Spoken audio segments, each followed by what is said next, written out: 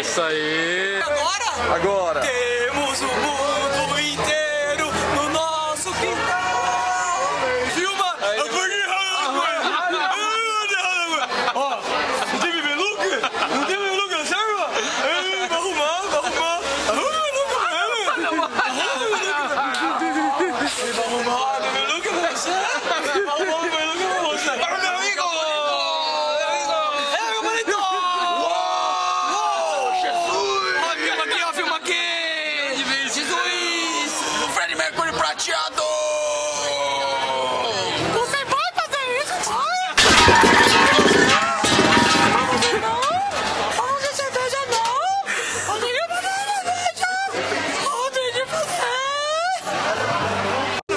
Passarinho quer dançar, o rabinho balançar, é hora de nascer.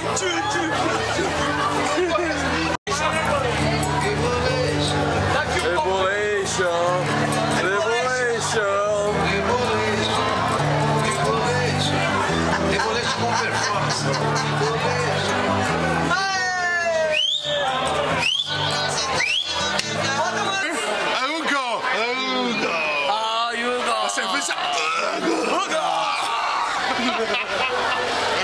Aí cerveja Hugo! Nossa oficial da serva! A serva de Jesus! A serva de Jesus! É o seguinte, ó, em Jundiaí a gente entrega cerveja na casa dos caras quando eles pedem.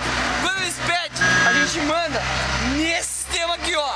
É só colocar o Post Mix aqui atrás, né? Nesse circunferência.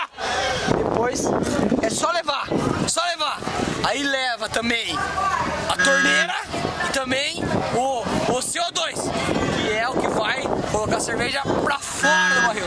Entendeu? Entendeu? Se não entendeu, estuda a apostila do Davi, beleza? lamasbeer.com.br. Amém. Se quer backyard beer, é o seguinte, é só ligar para 96143246, esse é o meu telefone verdadeiro. Não é brincadeira.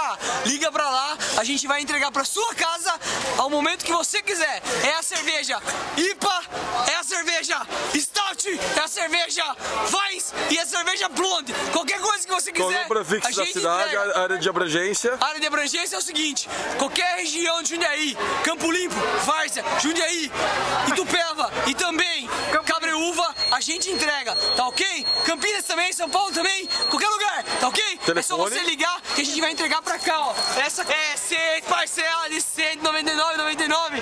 Essa poltrona aqui, ó, de madeira. Porra, mas peraí, Século XVIII. Bicho, você não vende cerveja, você vende cerveja, você não vende banco.